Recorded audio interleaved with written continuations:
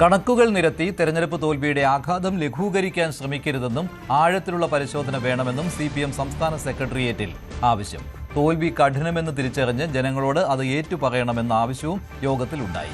വിശദ ചർച്ച വേണമെന്ന് പറഞ്ഞുകൊണ്ട് ജനറൽ സെക്രട്ടറി MA ബേബിയാണ് 12 മണിക്കൂറിലേറെ നീണ്ടുനിന്ന യോഗത്തിൽ സെക്രട്ടേറിയറ്റ് അംഗങ്ങളുടെ അഭിപ്രായം ചോദിച്ചറിഞ്ഞത്. മുഖ്യമന്ത്രിക്കും സംസ്ഥാന സെക്രട്ടറിക്കുമെതിരെ വിമർശനമുണ്ടായി. P. Rajeev, KN Balagopal, M. Swaraj തുടങ്ങിയ രണ്ടാം നിര നേതാക്കളും സംസ്ഥാന നേതൃത്വത്തിനെതിരെ സംസാരിച്ചു. പ്രതിപക്ഷ നേതാവിനെ തിരഞ്ഞെടുക്കുന്നത് പോളിറ്റ് ബ്യൂറോ യോഗത്തിന് ശേഷം മതിയെന്നും CPM-ൽ ധാരണയായി. ചരിത്രത്തിലില്ലാത്ത തെരഞ്ഞെടുപ്പ് തോൽവിയിൽ CPM-ൽ അമർഷം ശക്തമാവുകയാണ്. സംസ്ഥാന സെക്രട്ടറി MV ഗോവിന്ദനും സംസ്ഥാന നേതൃത്വത്തിനും മുഖ്യമന്ത്രി പിണറായി വിജയനുമെതിരെ അതിരൂക്ഷ വിമർശനമാണ് ഇന്നലെ CPM-ന്റെ സംസ്ഥാന സെക്രട്ടേറിയറ്റ് യോഗത്തിൽ ഉയർന്നത്.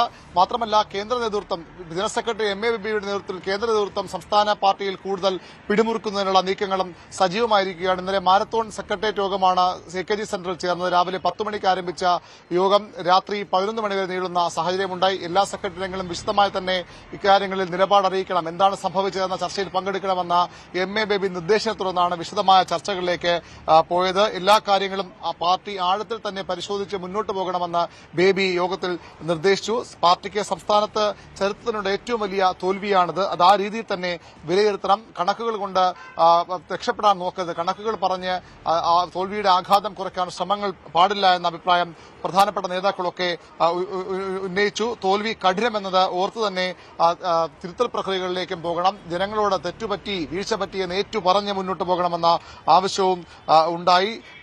പാർട്ടിയിലെ രണ്ടാം നിര നേതൃത്വം P. രാജീവും ഉൾപ്പെടെയുള്ള നേതാക്കൾ, KN ബാലു ഉൾപ്പെടെ നേതാക്കൾ കടുത്ത അമർഷമാണ് ഈ തെരഞ്ഞെടുപ്പ് പരാജയത്തിൽ സംസ്ഥാന സെക്രട്ടറി യോഗത്തിൽ അറിയിച്ചത്. പാർട്ടി അണികളെ കേട്ടു മാത്രമേ മുന്നോട്ട് പോകാനാകൂ എന്ന നിർദ്ദേശം രണ്ടാം നിര നേതൃത്വത്തിൽ നിന്ന് ഉണ്ടായി. വിമർശനങ്ങളെ മുൻവിധിയില്ലാതെ സമീപിക്കണമെന്ന ആവശ്യം കൂടി ഉന്നയിച്ചതുകൊണ്ടാണ് ഇന്നലെ പാർട്ടി സഖാക്കൾക്ക് ഭയമില്ലാതെ സ്വതന്ത്രമായ അഭിപ്രായം പറയാമെന്ന ഒരു നിലപാട് വാർത്താ സമ്മേളനത്തിൽ MV ഗോവിന്ദന് സ്വീകരിക്കേണ്ടി വന്നത്. അണികൾക്കിടയിൽ വിശ്വാസം നഷ്ടപ്പെട്ടു. ഇങ്ങനെ മുന്നോട്ട് പോകാൻ കഴിയില്ല. പതിവ് ശൈലിയിലെ തെറ്റുതിരുത്തൽ മാത്രം പറ്റില്ല എന്ന അഭിപ്രായം സംസ്ഥാന സെക്രട്ടേറിയറ്റ് യോഗത്തിൽ ഉയർന്നു വന്നു. KK ശൈലജയെപ്പോലുള്ള നേതാക്കൾ മത്സരിക്കാൻ താൽപര്യമില്ലാതിട്ടും അവിടെ മത്സരിപ്പിച്ചതിലുള്ള അമർഷവും സംസ്ഥാന സെക്രട്ടേറിയറ്റിൽ തുറന്നു പറഞ്ഞതായാണ് വിവരം. പരാജയപ്പെടുമെന്ന് എല്ലാവർക്കും അറിയാമായിരുന്നു, ഇവിടെ മത്സരിപ്പിച്ചു എന്നാണ് യോഗത്തിൽ ശൈലജ അഭിപ്രായപ്പെട്ടത്. തോൽവി ആ രീതിയിൽ തന്നെ പരിശോധിക്കണം. ശക്തമായ പരിശോധന വേണം, കൃത്യമായ പരിശോധന വേണമെന്ന ആവശ്യം മറ്റു നേതാക്കളും യോഗത്തിൽ ഉന്നയിച്ചു. കേന്ദ്ര നേതൃത്വത്തിന്റെ കൂടി നിർദ്ദേശപ്രകാരമാകും ഈ തെറ്റുതിരുത്തൽ നടപടികളിലേക്ക് പോവുക. അതുകൊണ്ടാണ് കീഴ്ഘടകങ്ങളുടെ അഭിപ്രായം കേട്ട ശേഷം മാത്രം മതി തെരഞ്ഞെടുപ്പ് അവലോകന റിപ്പോർട്ട് തയ്യാറാക്കുക എന്ന നിലപാടിലേക്ക് പോയത്.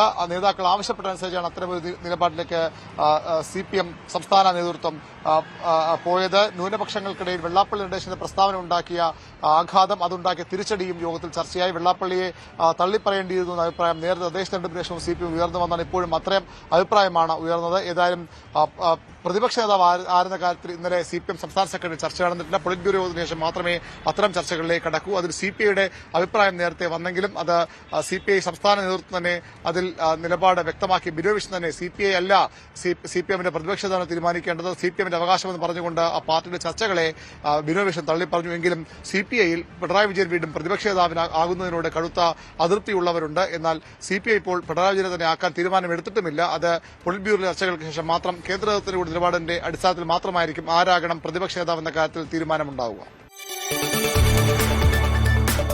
കൂടുതൽ വാർത്തകൾക്ക് News 18 Keralam YouTube channel subscribe ചെയ്യുക.